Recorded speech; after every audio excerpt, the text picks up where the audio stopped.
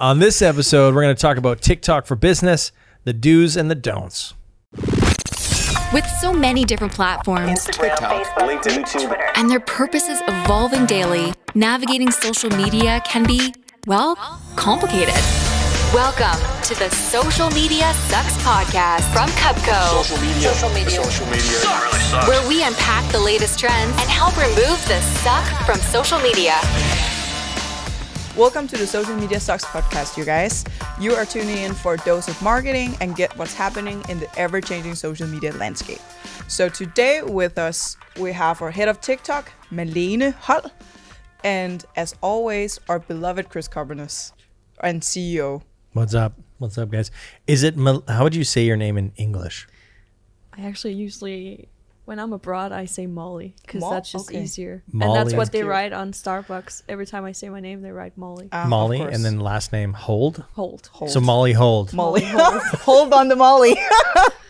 But That sounds like a code word. Like, hey, what's up? Have you met Molly Hold? Yes.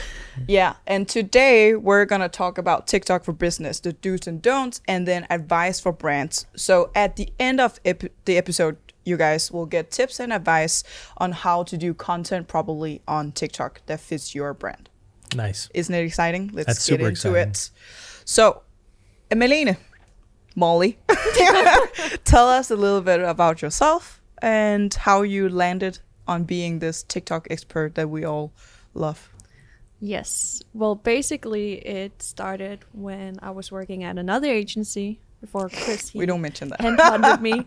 And I was working with Instagram and Facebook on different brands, among others, Domino's Pizza. And they asked us, can we do TikTok? And that was just around lockdown. And I was like, yeah, sure. Let's try it out. Like, it was really new in Denmark still. And the first video we posted got like thousands of views, and we got 5,000 followers the first day.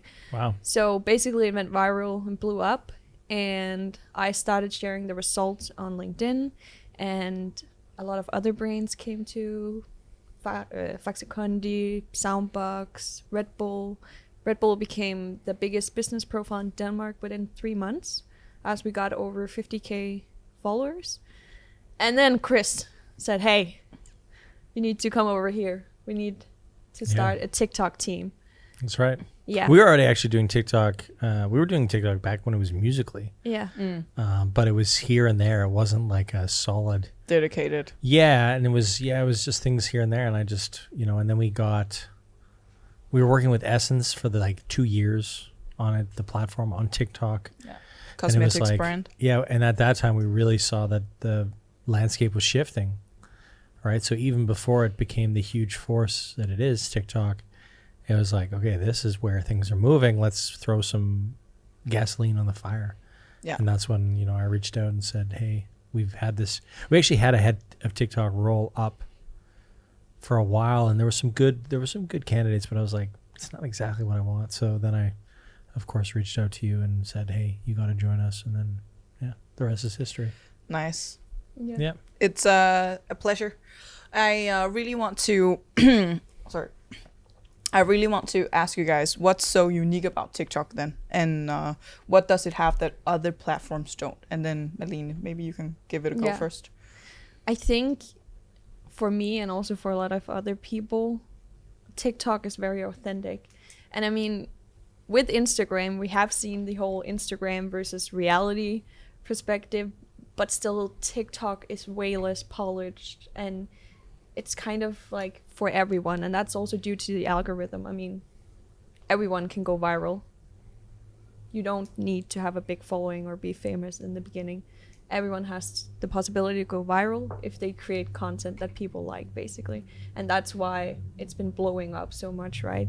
But I also think the type of content that people create, it's something that everyone can create in the convenience of their own home pretty easily. And people are very honest on TikTok. So there's a lot of topics people tap into where you're like, wow, do they also do that? Or maybe I'm not that abnormal as I thought I were. It's very... So there's a lot of universal concepts going around, like relatable Yeah. stuff that just works really well on TikTok. Yeah, I totally agree. I mean, I don't have much to add to that other than, yeah, I think one of the things that sort of has been hard on social media, and that's what most people struggle with creating content for social, is like, what do I create? Like, what would actually be interesting, and what would be, like, what can I add here that isn't already added? And I think what TikTok essentially did was like give people a template for it and say, you could just do this trending sound, or you could just use this music, or use this filter, or whatever it is. And it quickly became a creative tool that minimized the barrier to entry. Yeah. Right. Whereas with an Instagram or a face, like, you have to kind of do something. You have to provide like the thought and the interesting thing. And whereas TikTok, it sort of gave you all of these things to brainstorm on very quickly, and sort of people could create content. And then on top of that, they just realized that, okay, we have to give people the reach and the opportunity to reach people, because that's where, from a psychological perspective, that's what people want. Yeah. They want attention. Whereas other platforms today, I mean, you're limited by the algorithm significantly, and you're limited by your number of friends or followers. Whereas TikTok, you're not. So it's filling a lot of needs, I think. So, yeah. All right. So, guys, tell us a little bit about the audience on TikTok then. Can you share some insights into who the audience are? Is there a change, or has there been an evolution, for instance? Yeah, I think a lot of people who still doesn't know a lot about TikTok, they probably think it's 13-year-old girls doing a little TikTok dance. And they're still there, of course, but TikTok has been evolving quickly compared to what we see on other social media platforms. And basically, millennials is the fastest growing segment right now. Like, people are getting older quickly. 18, sorry. They're aging quickly. You just see them like that scene from It's the Indiana stress. Jones when Yeah. they drink from the Holy Grail.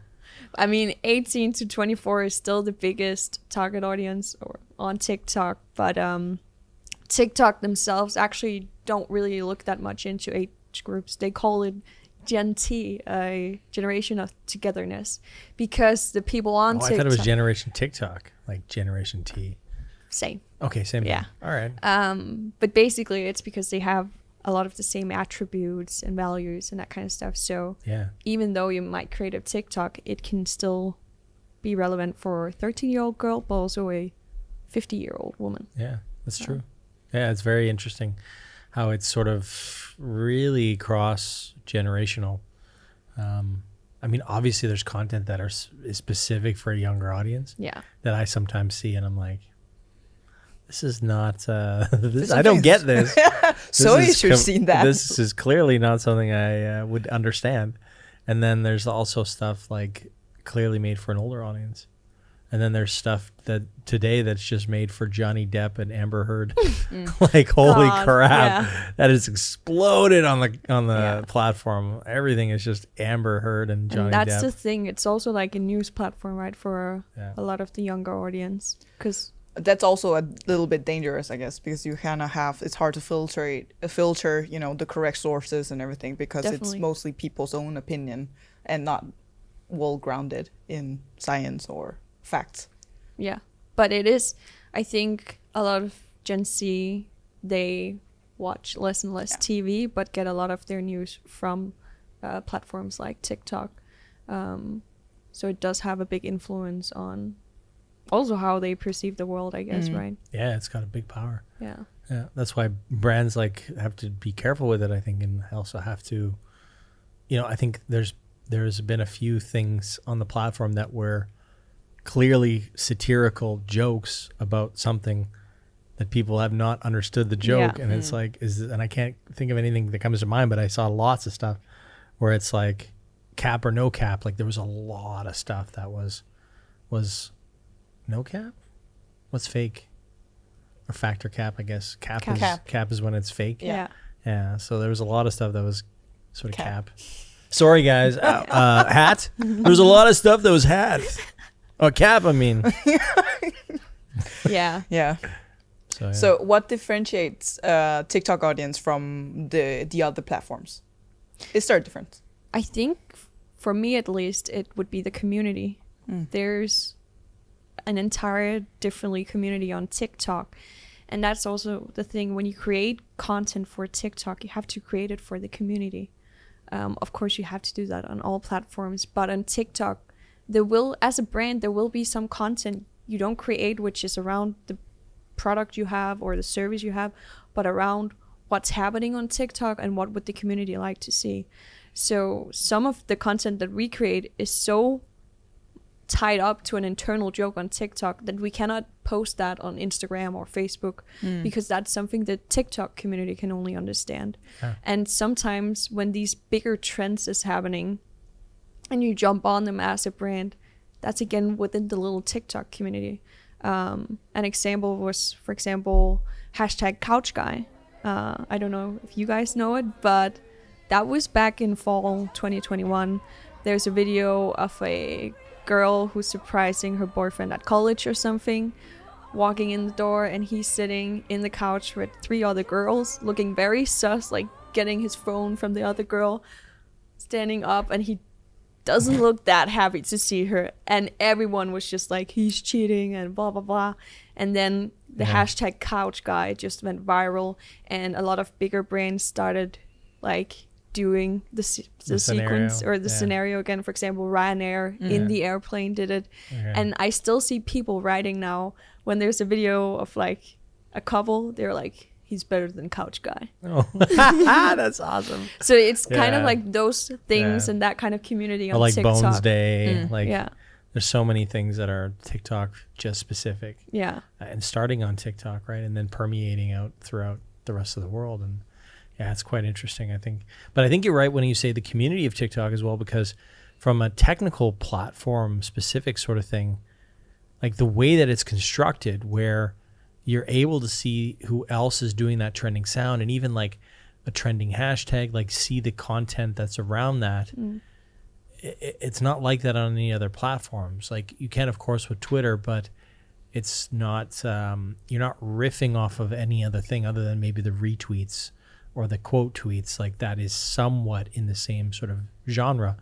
But like with TikTok, I mean, like you're seeing all, right when you get into the sort of discovery page, there's all the most popular videos when it comes to a topic or when it comes to a hashtag. And then when it comes to a sound that's trending, right? So, and then when you do find a sound that's interesting and you click on the sound icon, you can see all the different things that people have done. Yeah, but the whole thing with music is also that how we create content for TikTok is also quite different from how we create content to other platforms. I do see a lot of brands when they get started, they're like, oh yeah, we have this video we're filming, and then we'll throw in some music and then post it on TikTok, and it doesn't really work. And that's the thing, because on TikTok, when we do ideation for TikTok, we're scrolling through the For You page, and after just a few minutes, you've heard the same sound multiple times, and then you know, okay, this is a trending sound.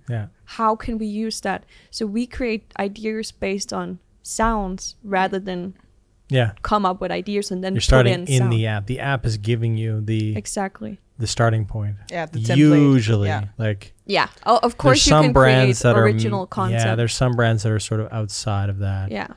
But I mean, even Red Bull, like that you mentioned, they're starting a lot of stuff outside of the app in some ways, right? But I mean, but that's the original content. Yeah. Let's then touch base on we are talking sort of about it now, but let's be specific about what are then the secrets to creating a good business TikTok.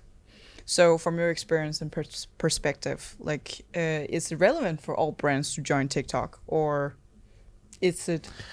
I think so. I mean, like honestly, I saw a hugely viral video from an orthodontist that was like, this is a small orthodontist in Texas where all they were doing was showing the different color patterns that people could get on their braces during Christmas time.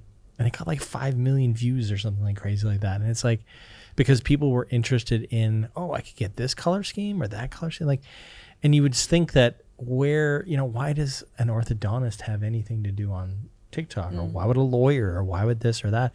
And the truth is that we're all hungry for are hungry for obviously goods and services. We all buy whatever and have to do this or that. And you will find your audience. I've seen the pot makers and landscape artists and, like I said, lawyers before. Like I've seen a ton of people, nutritionalists. So when it comes to a brand, I think there's very few that I would say don't belong there. Maybe if you're, a cigarette company, probably wouldn't do so well. But I think that, or an oil company. But even like the WHO, for example, has done huge stuff on the platform, and that's telling, right? So I think it really just comes down to being creative and seeing the possibilities rather than seeing the limitations and it's too young of an audience, we can't monetize on this. Like, I feel like a lot of brands come up with the excuses on that it's too difficult rather than seeing the opportunities and how can we then be on TikTok. And I mean, even the Empire State Building is on TikTok, right? And they just use a picture of their building and then put in a face and do stuff, right? So it's really about being creative and looking into, is that then creating an original concept that works for some brands, or is it tapping into these TikTok trends? Because if you see brands like Duolingo, who's huge on TikTok now, a lot of their content is not around the service or the app. No. A lot of their content is community based. It's around the mascot. And now they have so many internal trends and jokes in their community that they're just... Yeah, they're their own little community, their own little microcosm within it. Yeah, exactly. I think that the brands that shouldn't be, if you're not willing to be creative, if you're not willing to maybe poke fun at yourself, if you're not willing to maybe let your guard down a bit and be a little bit more authentic, a little bit more playful with your brand, if you're not willing to do those things, I don't think you belong on TikTok. I think you will struggle. And I think if you're not prepared to maybe listen to the younger voices within your company or the younger voices within the agencies that you work with, I don't think that you should be there, because you'll have a painful journey to actually be a success there. So I think those brands that are like willing to let their guard down, understand that this is a playground, understand that it is about testing and finding your voice and figuring it out and being creative and interesting. I mean, those brands that don't want to do that, I think that they should just maybe wait for something else. Yeah, but I mean, also we can take a little, maybe there is something of a spectrum here as well, because then maybe there's industries that can be more conservative than others. What would you guys then tell these conservative brands? It could be, let's say pharma or other kind of these a little heavier industries where you can't just, do everything, and there is certain limitations, right? Because you have to be cautious. What would you advise these conservative industries? And I think with these type, if we say pharmaceutical, for example, an original concept here would be really great that you can test out that works. I've seen some bigger personal creators do a lot of stuff about like the anatomy of the body, how different stuff works if you're bloated or you have diarrhea, whatever it may be. But then they create the visuals of the video is way more creative than just a person standing explaining, when you have diarrhea, you need to do this. So it's about becoming more creative. It doesn't have to be like unserious, humoristic, everything, but you can still find a way to explain it in a way that's more entertaining. And I think that's about like finding a way where you still entertain people, but you can still keep your tone of voice and the seriousness of the business. Yeah, I think you have to, like you said, entertain people. I think that you cannot, the one area you can't make fun of people. You can't make fun of people with certain diseases. I think because people will just jump all over you, but I think you can be informative, do it in a way that is engaging and entertaining, and not just like, we're going to talk about this medical term today and that medical term. Like, you have to make it relatable to people and understand sort of that they are there to be informed, but also, like you said, be entertained and keep it light and interesting. Yeah. And I think then having compliance has to come along for the ride a little bit. Like, and you have to understand that maybe specifically talking about a product, like most pharmaceutical brands don't really talk about specific products on social. They'll talk about disease areas, or they'll talk about CSR, they'll talk about sort of those things. I think that's where you have much more room to do different things. So stick to those areas. Yeah. Yep. Let's get a little bit technical here. So in which way can brands use TikTok to monetize and maximize their ROI? I think TikTok is still a pretty young platform, like a startup, especially here in the Nordics, where we're located. But they're getting a lot of features all the time. Especially in the US, we do have a lot of the features already that's relevant for businesses. But what we still tell brands is that it is a brand awareness platform. And I think you shouldn't underestimate the big influence it does have on buying behavior. And I think the feta cheese effect is a good example of that, right? When there was this Finnish girl who decided to do a pasta, cherry tomatoes, feta recipe on TikTok, and basically it went viral worldwide, and a lot of people started creating this dish, and feta cheese sold out in the entire country in Finland. Yeah. And we've seen that with multiple products that they've been selling out because of TikTok. Yeah. And I guess it's not something you can measure directly always, but you do see how big of an influence it has. Yeah, I think that, I'm going to be a little bit controversial here, so it's a bit of a hot take. But he's nervous Disclaimer. about this. We just have to We edit might have to disclaimer. edit this Yeah. out. People don't normally like it when I do a hot take. But the thing is that brands will use the ROI discussion as a get out of jail free card when it comes to pushing them out of their comfort zone. So they'll be like, well, what ROI are we going to get from TikTok? And at that point, I go, well, what kind of ROI do you guys currently get from some of your marketing efforts that we could benchmark against? Like, what is a good ROI for you? And if they say, well, we would like to get, twice our money back. Okay, well, what channels today, or what activities are you doing in your marketing today that is giving you that 2 times return on ad or return on investments? That's where the conversation stops because they don't know. Yeah. Right. So I go to them, well, if you're placing this much emphasis on ROI for here, for a new thing that's quite, innovative, why are you not placing that on something that you're currently already doing? Because that would be an easier place to either measure ROI or understand ROI, or at least like get ROI. And that kind of opens up the discussion like, oh, yeah, you're right. We're actually not really measuring ROI anywhere else. And I go, well, then why are we putting those same constraints on this? Yeah. It forces them to think about the funnel, right? Like you have to build awareness in order to kind of dribble down to ROI and then... Yeah. And the thing is like, it's so complicated ROI. Like, what does having happy employees do for the return on investment of a company? I don't know. Like, it's impossible to measure this thing.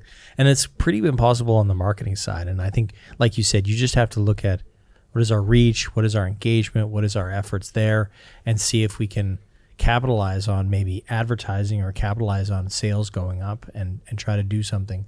But at the same token, like, it's very hard on TikTok because the minute that you do something that's too ads like buy this product, this is the USPs, it just fails, right? Yeah. So it's like you just really have to look at it as here's an interesting way of building awareness and then do it like that. Yeah. And I think where we have had great success is using Spark ads on our organic content. So we created content for TikTok, posted it. We can see how the video is doing organically, and then we choose to, they call it Spark ads on TikTok, but it's basically boosting the post, right? And you can optimize for a specific goal, and then it's easier to measure. Absolutely. Yeah. Okay, let's tap into that. What makes content great on TikTok, both for organic and paid? Because you're talking a little bit about paid now, and then actually bridging that from the organic content. I think, as like I've said before, is creating content for the community rather than being like, oh, we need to have the product in here, we need to talk about price here, let's do this offer. Like, all your USPs and everything, people don't really care about them.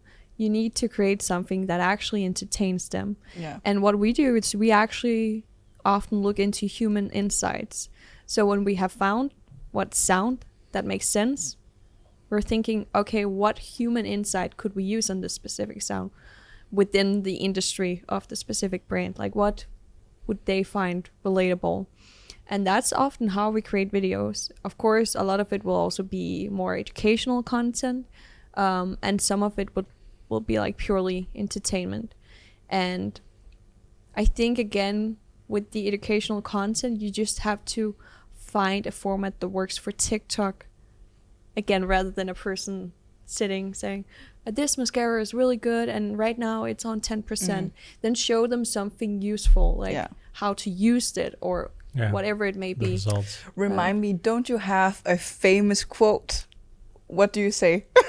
It's TikTok's own quote, but it is, don't make ads, make TikToks. And the thing is, a lot of brands, when they want to test out TikTok at first, they will probably do it through ads. You don't need an account to do TikTok ads. You can just test it out. And then you're like, well, we have these videos from Instagram or Facebook, let's just post them. Yeah, and doesn't work. It, like, in most cases, it won't work because it's way too commercial. It's like a high quality shot of some jewelry or whatever it may be. And it's like, get 20% off right now with this discount code. But it doesn't entertain people. It doesn't give them, like, people are just going to scroll past it right away. You need to create something for TikTok specifically when you want to create ads as well. Have you ever bought anything from a TikTok ad? Or not even an ad, but like a piece of content that you saw and you're like, oh, I'd like that product? Not an ad, but I've bought stuff because it's been trending or something like that. Tried out food. For example, when the salmon rice ball came out, there was a specific mayonnaise you had to use for the salmon rice ball. I went down to the Asian market and bought it, and it was like 70 Danish kroner for the mayo. Damn. But I bought it because I was like, that's what Emily uses, so I need that one as well. I need this one. Yeah. That's super funny. Yeah. Did you buy anything on TikTok? No, I don't think so. She's lying. Really? Yeah, you just don't know. What did I buy? A lot of stuff. I'm actually not buying that much at the You moment. probably visit restaurants and stuff like that you've seen on TikTok. I don't actually. Because I've been there before when they are on TikTok. Sorry. Ooh. Sorry to say, guys. She's but a I mean, She's trendsetter. first. No, She's but a successful trendsetter. TikTok is second. I Dude mean, is first. you can scroll down. I'm such a boomer, right? Because millennial, because I use Instagram. But I bet you that these trending restaurants, they have been on my feed already if they are on TikTok. Listen to this. I love it. I'm so sorry. Yeah. Okay, interesting. Yeah. I think I've bought thousands of things. Like, I literally, my Amazon, honestly, my Amazon cart is just full of stuff that I've seen on TikTok where I'm like, oh, I should get one of those. The other day I was looking at like a lot of chefs on TikTok. I'm probably on all social platforms. They use these like kitchen scrapers, so they'll cut something with a knife. We don't have the same For You page. No, probably not. But then they use like a piece of metal with a handle on it to scrape a lot of stuff up and put it into like a pan or put it in somewhere and like and I was like, oh, I'm gonna get me a kitchen scraper. So easily influenced. Yeah, listen, like this is what makes me good at my job. I love because it. I love products. Like I love being able to try stuff out and be like, is that any good? Is this any good? So, yeah. I did. I bought a dream room because I saw it on TikTok. Wow. A dream what? A dream room, like these kind of 360-degree lights that you can the projector that will project kind of star light kind of. Okay. Yeah. Nice. I love that. Yeah. They did heavy commercialing on TikTok. Did they? Yeah. Okay, I did miss And that. I was still like, there. should I get it? Yeah. Yeah. Maybe. Maybe you could borrow ooze. I bought it. I love it. Yeah. Okay, I'll get one. Thanks You for should. the I influence. think Quincy or Zoe would love that actually. I kind of done up their room pretty nice. Like they got some weird shit. They got Yeah, Quincy has LED lights, some, yeah, right? there's LEDs That's so everywhere TikTok. in my Because house. you saw it on TikTok. No, I think I saw it on YouTube mostly. There's a lot of YouTube young- Shorts. No, no, YouTube Longs is where I saw it actually. I'm not a YouTube Shorts guy. I'm a YouTube Longs guy. Okay, it's a difference. Yeah, of course. There is huge difference. Yeah. They should start calling it Longs. YouTube Longs. I love my own joke. Sorry, guys. It's So are because you a you've been short Check or out. long This is guy? a YouTube Long, is Yeah. what this is. This video right here is a YouTube Long. Can you guys share some specific good examples on top of your mind? I don't know if or bad even. I don't know. Like we just don't want to, Brands hang out any brand, but that are doing a good like great job? content. What can great content looks like? Oh well, I mean, If you say this, then we can. If you see it on YouTube, we will pull up some great examples for you in our edit. yeah, I mean, like you mentioned Duolingo. I think they're doing great. Ryanair is doing great. I've been following even. Who else am I following? I follow a lot of like younger brands that are just, I would say, Startup. yeah, like startups. I think I spend a lot of time like with those kind of brands because they typically have better content because they're not sort of conservative. They're not Yeah. sort of going after. They're going after certain things, right? So I think I've also Subway I've followed, Hummel, one of our clients I'm following. Obviously, content. Olaplex is one of our clients that I'm following. Metas. These guys have got great content. Copenhagen Grooming, actually, shout out to them. I think Okay. they're doing a great Yeah. job. Scalp Micro USA, doing a great job. The Dad, but that's like, the Dad that's like, yeah, there's a lot of media brands that I follow because media brands are obviously doing some interesting things Yeah. here and there. But there's a lot of, I follow a lot of different things. WWF, they're doing great content. I mean, there's tons of... Anything on your mind, Malene? Yeah. Maybe that's a different segment than what Chris is mentioning. I mean, a lot of the bigger American brands who gets to play a lot with TikTok, as you mentioned already, some of them. Also, I think actually the Washington Post has found a they great found a way, cool of way of doing it. doing original Yeah. content, but still being informative. Yeah. Um, They've done a good job. You're Yeah. right. I really like that one where they did about Facebook, where it was like, because Facebook was using this conservative think tank sort of PR agency group that was like to actually to kind of put bad news out about TikTok. Did you see this? no. Okay, and then the Washington Post did like a little skit, like Facebook, someone was like pretending to be Facebook going to this conservative think tank PR group and like, hey, can you do something about this TikTok company that's seems to be doing well? And they're like, yeah, we're right on it. And then like Yeah. that guy goes around the office to all these other people and it's like, did you hear that there's a TikTok trend where kids are mean to their teachers? Yeah, that started and that's a thing. And then he's going to the next one and it's like, he's like, basically, do Spreading you know that rumors. it's owned by a Chinese company that's stealing all of our data? And Yeah. it's like, he's basically spreading rumors, right? Yeah. Sorry, is that too much of an explanation? No, I think We that's can fine. put in the video. Yeah. Okay. We'll cut your explanation. Just put in the video. Also, Innocent Drinks Island is it's a brand we've been looking at as well because they found an interesting version of being like, oh, my boss told me to do TikTok. My boss is gonna fire me. Like they have had that kind of angle on TikTok, which is very sarcastic, and I think that's also been working really well. And in Denmark, one of the new ones, Krifa, Yeah, Okay, they blew yeah. up. they have been blowing up. But that's a lot of paid ads on that. But still. Yeah, and there's a lawyer called Erica on TikTok. She basically kind of created the concept that they're using. Yeah. Where did you learn this from? I learned this from Erica. Yeah. Yeah. I follow Erica. Yeah, exactly. And that's why they're like, I follow Krifa. But it's a concept that works and it's informative. So I think they're also... That goes back to your point about like you have to find that internal idea that TikTok people will understand because it's a nod to the idea. It's a homage to the idea. Yeah. An homage. Yeah. So like you got to find those things. I think you're right. Can brands then expect to be just go viral as much as creators do? I know this is something you're also passionate about, Malene. Going viral Yeah. is easy if you create good content. And I mean, it doesn't matter whether you're a brand or a personal creator. It comes down to the content. Yeah. And Yeah. you can have 100 followers and go viral. You can have 100,000 followers and only gain a couple thousand views. We've seen It's it many not like times. Instagram where your following very much determines your reach. Yeah. TikTok is completely differently, and that's also why when we work with influencers, of course we look at their followers, but performance, average video views, all of that is way more important, because if they don't create good content, they can have a lot of videos with low views, but then they grow because they create a lot of content. So Yeah, I think everyone's got, that's what's interesting about it, is that there's all these opportunities to go viral, whereas you don't really see that on other platforms. I haven't heard someone be like, come to me today, be like, I went viral on Instagram.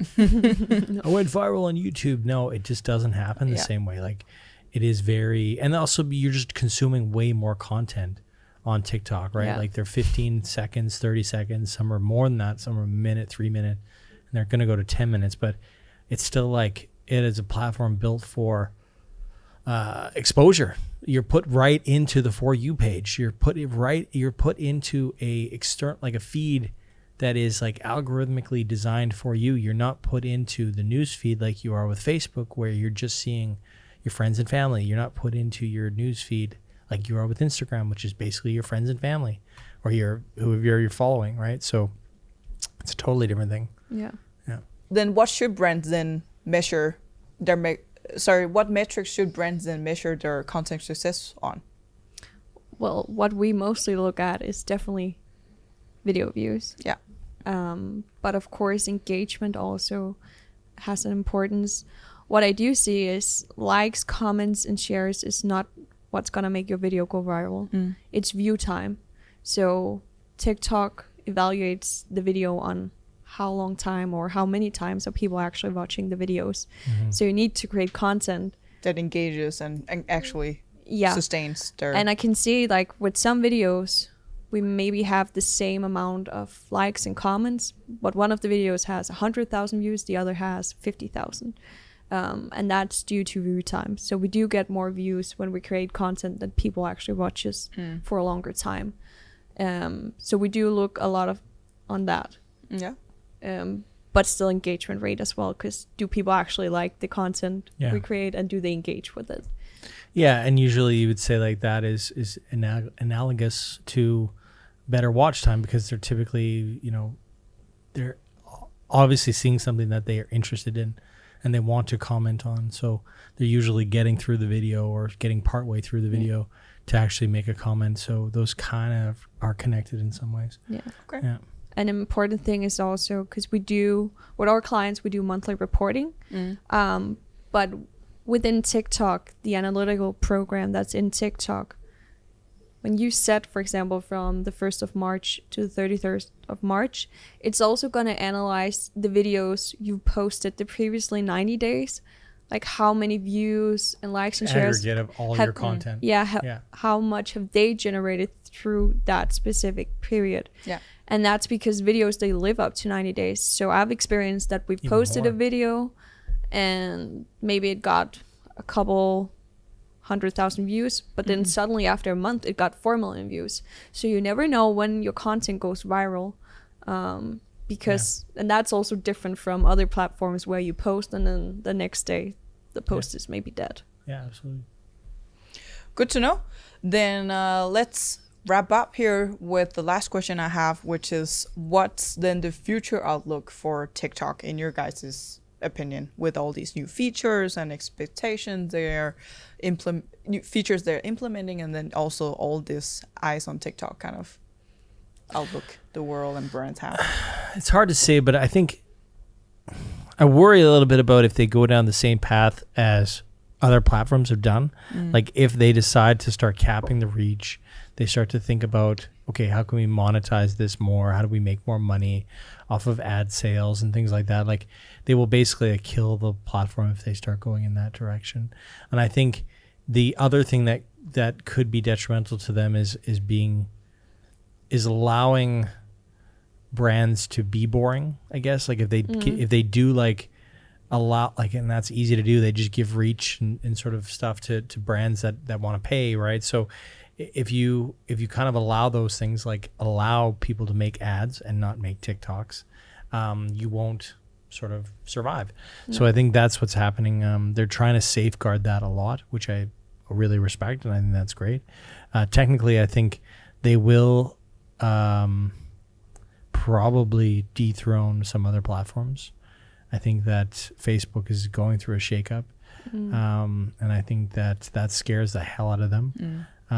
But I do think, doing a successful job of keeping the platform young as long as they can, that has to happen. So really separating out sort of the content and making sure that your algorithm is way different than mine. And they've been successful at that, right? Like, Yeah. So I think that's what's up. I'm also wondering about how long the videos are going to be, because now you can create videos up to 10 minutes long. Yeah. But that kind of contradicts the whole part of, as I said in the beginning, it's so easy for people to create content at home, just putting up the phone, recording a 15-second video. Barrier to entry But a gets 10-minute video is a completely different setup. That's a long YouTube video, right? Yeah. So You've got to be good at sustaining attention. Yeah. Right. So it's a tough one. But I think you'll find that people just don't create those. Exactly. And if they do, they find out very quickly this is not working. Yeah. So they need to cap it, right? But then probably going live and live shopping, I think, is going to grow a lot. Yep. I totally agree with you. Live shopping is key to the future for a lot of platforms, but TikTok's especially. So yeah. Okay, guys. So thank you so much for sharing. And let me just summarize, because we promise our listeners and viewers that they will get your expert tips on how to make great content for TikTok that fits your brand, right? So what's so special about TikTok as a platform is that it's authentic, and the platform kind of creates this kind of templated almost form for creativity that's convenient to start content creation. Totally agree. And then what makes content successful on TikTok is multiple things, which is research and note the trending sounds, start there in the app to find out what's trending, and then ideate based on that piece of trend, sound, content. And then create community first content, look at human insights and what you can use from your industry and audience, turn excuses to opportunities, be creative and original about your content, find your voice and that angle to be interesting within your community. And then we also have a tip for conservative brands is to be original, informative, create visuals. It doesn't have to be humoristic or present an entertaining or distorted information. It can just be relatable to the people that you're creating the content for. And lastly, don't use your existing polished content on TikTok and see just how it performs, but create TikTok first pieces of content. So by trying to do this as a brand, you can then measure hopefully your success in view time, as that's a very important metrics to measure your content success on the platform. So wow. Yeah, that was impressive. You guys were really right. You guys were really wise, actually. That's Once again, easy. I'm surprised. I'm not surprised. You guys are great. I expect everyone to go viral on Yes, TikTok. exactly. Surprising or wise. So here we have it, guys. TikTok for business, the do's and don'ts, and then the advice for the brands who want to explore TikTok.